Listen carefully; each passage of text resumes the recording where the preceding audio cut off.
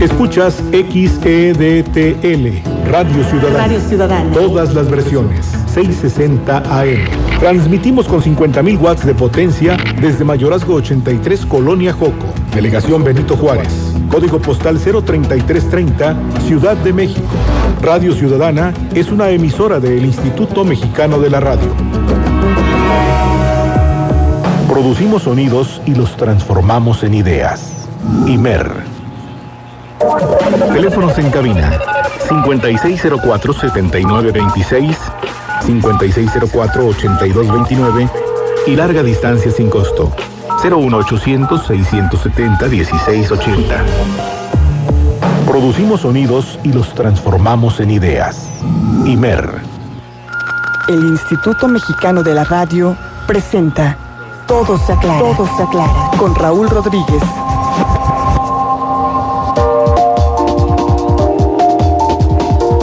¿Qué es la hemofilia y qué tanto afecta a pacientes mexicanos? ¿Qué se está haciendo para atender este asunto? Estamos hablando de un problema de salud pública. Bueno, es un tema pertinente porque el próximo jueves, dentro de unos días, se celebrará en México y en el mundo el Día Mundial de la Hemofilia. Para hablar del asunto, yo quiero agradecerle, como siempre, a Juan Carlos Flores, el que nos acompaña en este estudio. Él es presidente de Hemofilia 21, una asociación que trabaja precisamente estos temas. Juan Carlos, ¿cómo te va? Muy buenos días. Muy buenos días, Raúl. Siempre un gusto estar contigo, un placer verte y un placer conversar este tema que muchísimas gracias. Tan relevante. Gracias, Juan Carlos. Y bueno, pues yo no me canso de preguntar las veces que tenemos que tratar este asunto, y para la mejor comprensión de nuestros escuchas, ¿en qué consiste esta enfermedad? ¿Qué es la hemofilia?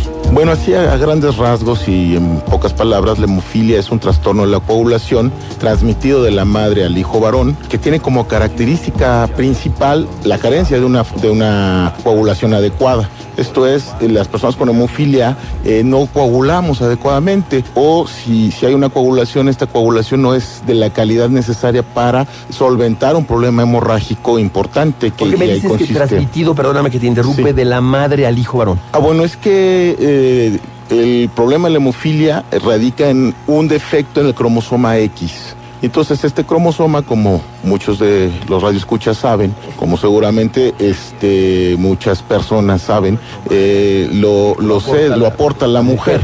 Y entonces, ¿por qué la mujer no lo padece? Porque la mujer tiene 2 cromosomas X. Al tener 2 cromosomas X, uno de ellos la resuelve. Suple, en efecto, suple las deficiencias del... Los hombres tenemos solamente un X y 2 Y, ¿verdad? No, es un X y un Y.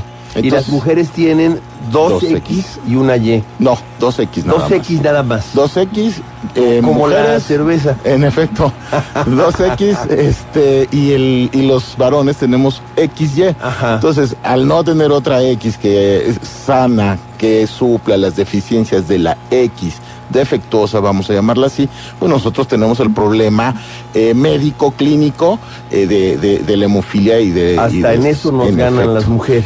Sí, en efecto. Dime una cosa entonces, Juan Carlos, ¿la hemofilia es una enfermedad que afecta exclusivamente a hombres? No necesariamente. Y bueno, ahora que, como bien lo señalaste, el día 17 es el próximo jueves, Día Mundial de la Hemofilia, y ha habido algunas agrupaciones como la nuestra que reúne a familias de personas con hemofilia, pues ya actualmente se puede dar el caso, y bueno, siempre se ha podido dar el caso de que puedan existir mujeres con hemofilia. Si una persona con hemofilia se casa o tiene un hijo con una portadora de hemofilia, y el cromosoma X defectuoso del varón hemofílico se reúne con el cromosoma X defectuoso de la mujer portadora, pues tenemos una mujer con 2 cromosomas X defectuosos, entonces tenemos una mujer con hemofilia. O sea, se puede dar, son casos rarísimos, también se puede dar por mutación, que también se llama esto, pero son casos excepcionales. Yo, en 48 años que tengo de vida, solamente conozco en persona a una sola mujer con hemofilia. una sola mujer. ¿En México? No, es Argentina. La conocí en un congreso mundial. Entonces, y por cierto, tenía novio con hemofilia, entonces pues van a tener prácticamente todos sus hijos inevitablemente con hemofilia. Pero bueno, es un asunto que finalmente se trata, se atiende. Hablemos primero, Juan Carlos, si te parece bien, de incidencia en nuestro país. Claro, mira, en México por censo, por población deberemos haber alrededor de 7,000 personas con hemofilia, entre 7,000 todo el país. Y 8,000 personas con hemofilia en todo el país. Sin embargo, pues hay un subregistro de alrededor de 5,000 personas bien identificadas con hemofilia. O sea, podrían ser 11,000, 10,000. No, por tendencias. Se habla de que 1 en cada 5,000 varones tiene hemofilia. El porcentaje en realidad es mínimo en relación con el total de la población. Es mínimo y es una constante a nivel mundial. O también se habla de 1 en cada 10,000 personas a nivel mundial. A nivel mundial, sí, y contando hombres y mujeres. Entonces es la tendencia a nivel mundial. Entonces, de acuerdo a esto, pues en México debemos haber entre 8,000, 7,000 personas con hemofilia, no más. ¿Cómo se atiende el problema? Existen diversas formas de atención. En México, por desgracia, tenemos todas estas diversas formas. Digo por desgracia porque en México debería haber solamente una. Creo que ya el país está en capacidad de aportar una buena atención a las personas con hemofilia. Desgraciadamente no se da así y no se da ni siquiera en la Ciudad de México. Tenemos una atención muy precaria en lugares de la Secretaría de Salud, en el Hospital General, por ejemplo, de México, donde prácticamente no se atiende con concentrados de la coagulación. La mejor manera de atender a la hemofilia es a través de concentrados de la coagulación de factor 8 para aquellos que tienen una deficiencia de factor octavo o de factor noveno para aquellos que tenemos una deficiencia de factor noveno. Es la mejor manera de tratar a las personas. Es decir, aportarle esos elementos al paciente para que pueda coagular bien. En efecto, es lo que se le llama una terapia de reemplazo para que digamos que los problemas que tenga de sangrados se puedan resolver con toda oportunidad y de manera muy adecuada. Sobre todo los sangrados internos. Que casi son, que en un 99% son los que el paciente con hemofilia tiene y suelen ser los más peligrosos, paradójicamente, sí. O sea, no coagulan ni te puedes desangrar. Sí, definitivamente puedes. Hay sangrados peligrosísimos donde pues te puedes morir en cuestión de horas, una hemorragia intracraneal, por ejemplo, un sangrado de tubo digestivo muy agudo, eso te puede llevar a la muerte en cuestión de horas o en cuestión de algunos cuantos días si no tienes una atención adecuada, oportuna e inmediata. Pero nos dices que en el caso de nuestro país no siempre se da esta atención, esta específica del factor de coagulación. ¿De qué otra manera lo atienden entonces? Desgraciadamente lo que se suele aplicar en muchísimos hospitales de nuestro país, pues es una atención que se daba hace 50 años, que es a través de, para las personas con factor octavo, crioprecipitado, que estos son derivados directos del plasma, y para las personas con factor noveno, plasma fresco congelado, que bueno, estamos remontándonos a las épocas literalmente de las cavernas. Y en el Hospital General de México, en algunos hospitales, en muchos hospitales de la provincia mexicana, se está atendiendo a hacer las personas con hemofilia. ¿Las asociaciones como la tuya están haciendo algo para revertir esto? Pues la nuestra se ha abocado, llevamos todos los años desde que se creó esta asociación a generar esa conciencia en las autoridades. Hemos tenido buenos resultados, por ejemplo, el Instituto Mexicano del Seguro Social, que es la institución que mejor atiende la hemofilia en este país, pero no es una atención homogénea dentro del mismo instituto. Esta atención tiene sus bemoles, porque si bien es cierto que hay centros del instituto donde se atiende la hemofilia como en el primer mundo, también hay hospitales aún del mismo instituto donde la hemofilia es atendida pues prácticamente igual que en el Hospital General de México. Bueno, no tanto, ¿no? Pero sí no hay una atención lo suficientemente adecuada que se pudiera tener. ¿Qué se hace específicamente el Día Mundial de la Hemofilia? ¿Es un ejercicio para hacer conciencia? Desde nuestro punto de vista, sí. Nosotros lo tomamos como un ejercicio para hacer conciencia, para dar a conocer el problema a la mayoría de las personas que lo desconocen. Y bueno, sabemos que hay algunas organizaciones para las que este es un día para celebrar. Nosotros en México particularmente no vemos un motivo de celebración. Claro que no. Podrán celebrar en Suecia, podrán celebrar en Inglaterra, en Francia, inclusive en Argentina, que tienen un tratamiento excepcional, o en Venezuela. La tan criticada Venezuela tiene un tratamiento muy superior al que tenemos en México, en Colombia, en Uruguay, en Brasil, Costa Rica. Sin embargo, pues en México yo no veo ningún motivo para celebrar. Yo creo que sí es un buen momento para empezar a generar la conciencia de vida en las autoridades y que se tomen cartas en asuntos muy puntuales, como es el manejo concentrados de la coagulación a todas las personas con hemofilia y en todos los estados de la República Mexicana. Bien, me parece que entonces estamos cortos en lo que a políticas públicas respecto al tema pudiera estar haciendo el país. Definitivamente sí. Si bien es cierto que no hace muchos años la hemofilia fue integrada al Seguro Popular como una enfermedad catastrófica. Eso fue un avance, ¿no? Eso fue un avance que no hay que soslayar. Sin embargo, yo creo que sobre ese avance habría que trabajar, más que quedarnos en eso. El problema es que hay situaciones muy puntuales con lo del Seguro Popular. El Seguro Popular simplemente va a atender a aquellos pacientes con hemofilia que ingresen a él con 10 años. En efecto, los va a seguir atendiendo hasta llegar a los 15, 16, 17, quizás más años. El problema es que la edad de inicio para integrarte en Seguro Popular es de 10 años. Dejando fuera si ya no te integraste, ya no te integras. No, ya no te integraste al Seguro Popular. Si tú no tuviste 10 años para cuando el Seguro Popular dio inicio a la integración de las personas con hemofilia, bueno, ya no tienes la posibilidad de estar integrado en el Seguro Popular. Si bien es cierto, ya que te integraste, puedes seguir teniendo esa atención, dejan fuera a muchos compañeros, pero de todos modos, aún con el Seguro Popular, la atención es deficiente. La atención no es todo lo adecuada que uno pudiera querer. En el Instituto Nacional de Pediatría, por ejemplo, la atención es excelente.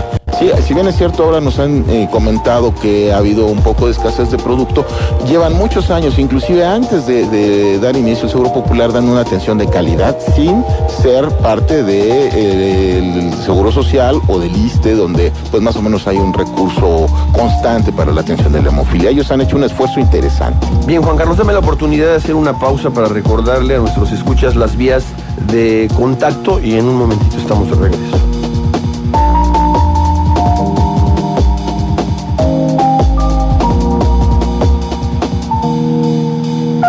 Correo electrónico todosaclara@imer.com.mx. Contáctanos en los teléfonos 5604-7926 y 5604-8229.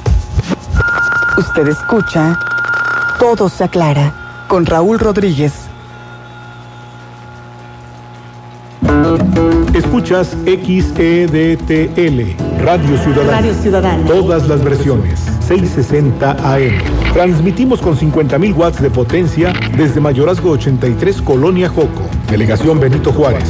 Código postal 03330, Ciudad de México. Radio Ciudadana es una emisora del Instituto Mexicano de la Radio. Producimos sonidos y los transformamos en ideas. IMER.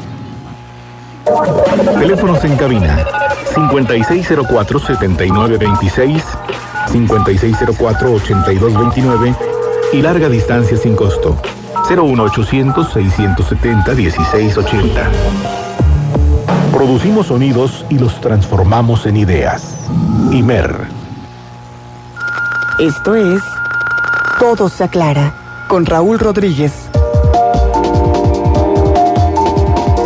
Estamos de regreso en Todo se aclara en esta entrevista con Juan Carlos Flores, presidente de la Asociación Civil Hemofilia 21, y de cara al próximo jueves en que habrá de celebrarse, a lo mejor el verbo no es el correcto, no haya mucho que celebrar aquí en México, nos decía Juan Carlos, el Día Mundial de la Hemofilia. Juan Carlos, ¿qué es la epistaxis? Bueno, la epistaxis es el comúnmente llamado un sangrado nasal. Ajá. Es así sencillo, pero qué bueno que lo tocas porque es un elemento muy común para que un padre de un pequeño sin diagnóstico de repente pueda darse cuenta que existe un problema de coagulación diferente en su hijo. Esto es muy común. Concretamente a mí me diagnosticaron por tener problemas de epistaxis muy severos en mi infancia. Tenías sangrados nasales. Son prácticamente espontáneos esos sangrados y son sangrados de difícil resolución cuando tienes hemofilia y no estás bien atendido. ¿Cuánto tiempo tardaba en quitarse? Bueno, a mí me hospitalizaban por eso, ¿no? A mi corta edad y estuve a punto de fallecer por esto, ¿no? Por sangrados nasales, sí. Sí, Ahora, existe como un mito, o sea, la gente piensa que una persona con hemofilia se cae, se raspa y se muere. Sí, es un mito muy recurrente y no es así tampoco. No es así. No, claro que no, El problema realmente radica en enfermedades, en hemorragias de tipo interno, ¿no? Hemorragias severas, sí, de tipo interno y que además, las que te ponen en riesgo de perder la vida son muy puntuales y se encuentran prácticamente en tejidos blandos, cavidad abdominal, hemorragias intracraneales que hace un momento mencionamos. Pues básicamente son estas las que ponen en peligro tu vida, pero las otras también ponen en riesgo tu integridad física. Ajá. Son potencialmente discapacitantes, porque junto con la epistaxis, otro de los sangrados más comunes son las hemartrosis. Las articulaciones. Sí, las sangrados en articulaciones, que son las hemartrosis, en efecto. ¿Y que también son espontáneas? No son tan espontáneas. Las articulaciones, bueno, todos conocemos, digamos, lo que es la función articular en el cuerpo y son las partes que tienen un poquito de más impacto. Tú al caminar estás impactando tus rodillas, tus tobillos, tus caderas. Entonces, pero al tú tener un proceso de coagulación adecuado, bueno, los microsangrados que se van haciendo con el constante uso de tus articulaciones en el cotidiano, no te va a generar ningún problema. A nosotros, por el contrario, cualquier tipo de lesión, por pequeña que sea, va a empezar a generar un sangrado que además va a tener recurrencias en esa misma articulación, que los médicos les llaman articulaciones blanco, y la frecuencia y continuidad de estos sangrados, si no son bien atendidos, van a hacer que la persona con hemofilia vaya a tener una discapacidad a futuro. Por ejemplo, las rodillas. Las rodillas, que son el coco de la hemofilia. Las rodillas, el coco de las personas con hemofilia son los sangrados en las rodillas y son muy discapacitantes. ¿Qué ocurre en la rodilla de un hemofílico si no se atiende correctamente? Pues se puede dañar el cartílago, se deshace, la articulación se deforma, existen limitaciones en el movimiento y dolor. ¿Queda inhabilitada tu pierna para cumplir con su función? Con la función básica normal, sí, en efecto. Afortunadamente, y como hace un momento lo comenté, ya hay hospitales. Puedo hablar de, por ejemplo, el hospital la clínica hemofilia del Centro Médico Nacional Siglo XXI, que dirige el doctor Carlos Martínez Murillo, es el actual director. Ya se están haciendo reemplazos de rodilla, están haciéndose prótesis de rodilla, porque las rodillas de una persona con hemofilia prácticamente quedan inutilizadas cuando no son bien atendidas. Entonces se está ya manejando las cirugías electivas con prótesis de rodilla, lo cual es un avance extraordinario. Sí, ¿no? Cómo no, claro, están librando de la discapacidad que ya tenían muchos compañeros y bueno, prácticamente los están poniendo a caminar literalmente. De esos 7,000, 8,000 pacientes, ¿cuántos tienen problemas de discapacidad al grado, como dices, de no caminar? Yo creo que debe ser un buen porcentaje. Afortunadamente los niños pequeños y sobre todo bien atendidos, que ya algunos, muy poquitos, pero ya algunos pueden tener hasta profilaxis primaria, que es o secundaria, que es la aplicación de los concentrados de factor aún sin sangrados para que los chicos puedan tener una vida normal en el cotidiano, va en aumento, pero siguen siendo muy poquitos. De cualquier forma, los niños de hoy tienen un mucho mejor tratamiento que los niños de hace algunos años. Eso ni duda, ¿verdad? Entonces, afortunadamente, muchos de estos chicos potencialmente no van a tener discapacidad. Si continúan atendiéndose adecuadamente, no tendrían necesariamente que tener una discapacidad. Pero si nos vamos a las personas con hemofilia severa, adultos, estamos hablando de que prácticamente el 100% tienen a diferentes grados alguna discapacidad. Dime una cosa, Juan Carlos, si por ejemplo un paciente con hemofilia se casa con una mujer que sus dos cromosomas X están perfectos, ¿no tienen hijos con hemofilia?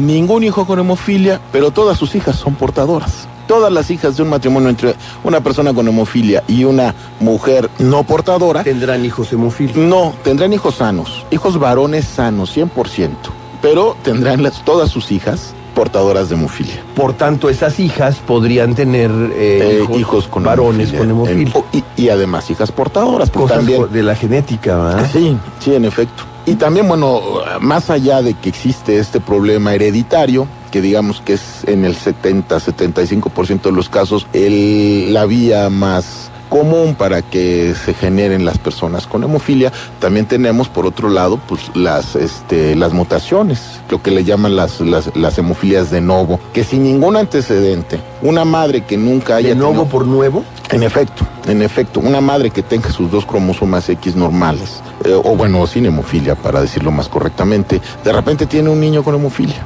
Ese chico con hemofilia hubo una mutación. En él, no en la mamá. No en la mamá, en él.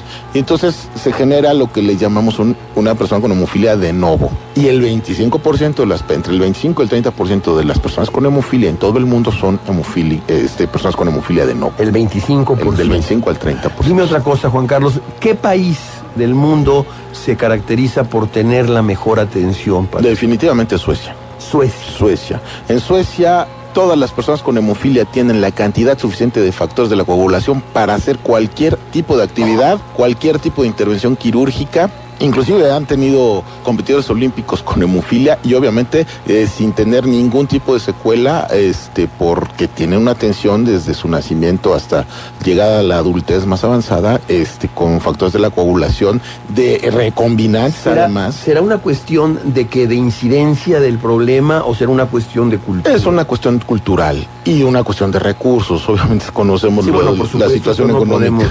Sí, en efecto. Y bueno, pues para que tengamos una idea, en México estamos arañando, por decirlo de alguna manera, la unidad per cápita de factor 8 de la coagulación. Eso está bien. Digamos que está mejor que cuando teníamos el punto 3 o el punto 6 o el punto 7 o el punto 8, que no hace mucho lo teníamos, ojo, eso está fatal. Pero si lo comparamos con el 7 de Suecia, 7.0 per cápita de Suecia, estamos muy lejos. Estamos 7 veces más lejos, ¿no? No, y si lo comparamos con el 2.5 de Argentina, cuidado, O sea, tienen más del doble de producto los argentinos. Un país pues digamos que con el que nos podemos equiparar. Similares, equiparables, ¿no? En efecto. Sí, si lo comparamos con el 2 de Venezuela, si lo comparamos con el 2,5 de Uruguay, si lo comparamos con el 1.7 de Brasil. Y bueno, el 1.7 de Brasil no quiere decir que consuman menos, lo que pasa es que es una población prácticamente del doble de la que tenemos. ¿Y quiénes estarán por debajo de nosotros?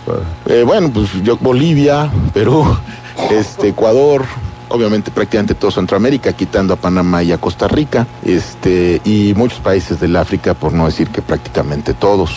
¿Qué planteamiento hay que hacer o qué punto, qué aspecto debemos tener en cuenta, Juan Carlos, de cara a este próximo jueves, Día Mundial de la Hemofilia? Bueno, primero que nada, tomar conciencia de que la hemofilia existe, que habemos personas, si no muchas, sí un número importante, personas con necesidades particulares a tomar en cuenta. Ojalá y que las autoridades y que la misma sociedad civil la tomen en cuenta. Y me refiero no nada más en el aspecto médico, también en el aspecto laboral, en el aspecto educacional, el acceso a tener posibilidades de estudio formal. Las facilidades para que se dé esto, en cuestión laboral también la contratación de manera más sencilla de personas con hemofilia y que además... ¿Hay discriminación laboral? Seguro que sí, hay en todos tipos. La persona con hemofilia sigue siendo una persona discriminada sin lugar a dudas. Ese es un aspecto muy importante que hacer notar el jueves. Claro que sí, muy, muy, muy importante, porque no es, en nuestro caso, llevamos varias quejas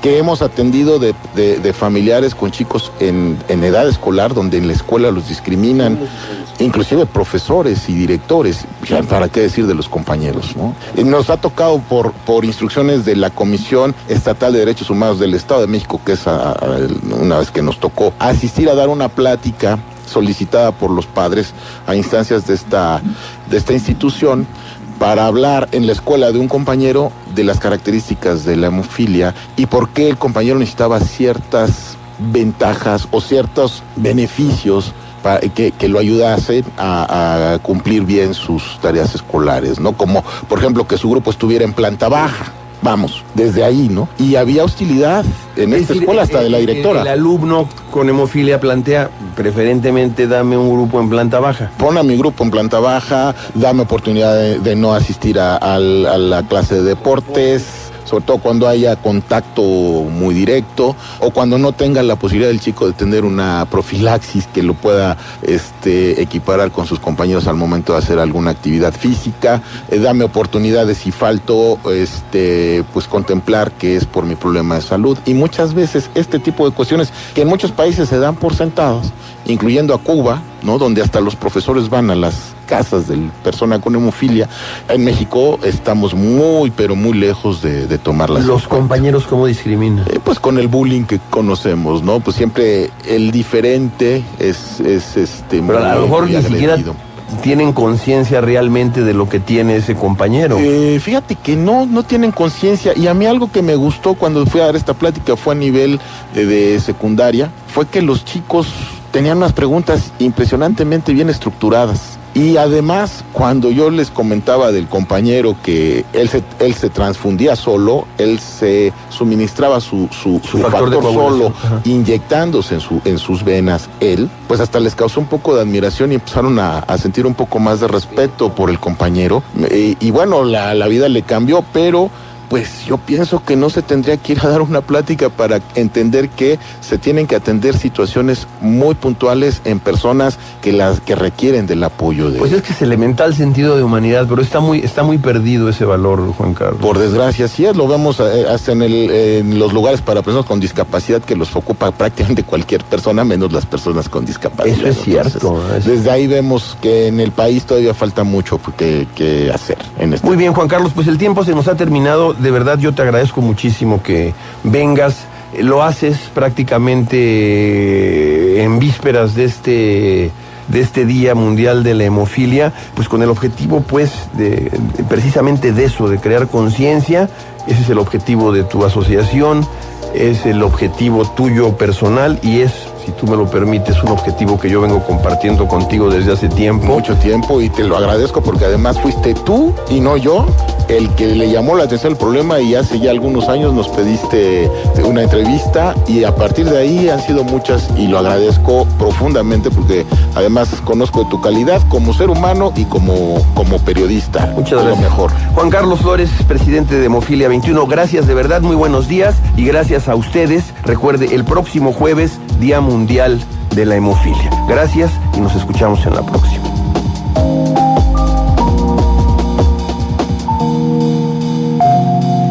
Todo se aclara. Todo se aclara. Con Raúl Rodríguez. Esta fue una producción del Instituto Mexicano de la Radio. Escuchas XEDTL, Radio Ciudadana. Radio Ciudadana. Todas las versiones, 660 AM. Transmitimos con 50.000 watts de potencia desde Mayorazgo 83, Colonia Joco. Delegación Benito Juárez. Código postal 03330, Ciudad de México. Radio Ciudadana es una emisora del Instituto Mexicano de la Radio. Producimos sonidos y los transformamos en ideas. Imer.